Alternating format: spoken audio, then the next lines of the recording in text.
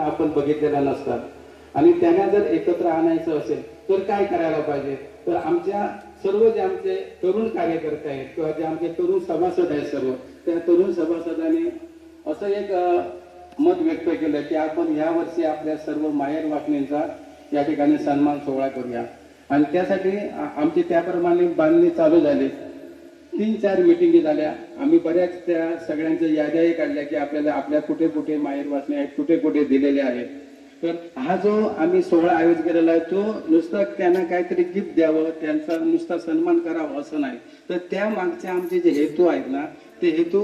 खूप जास्त आहे।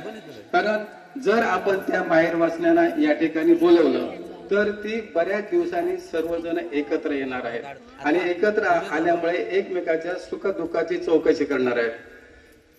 आपल्या जीवनामध्ये कुठल्या काही चांगल्या गोष्टी वाईट गोष्टी काय घडल्या असतील त्या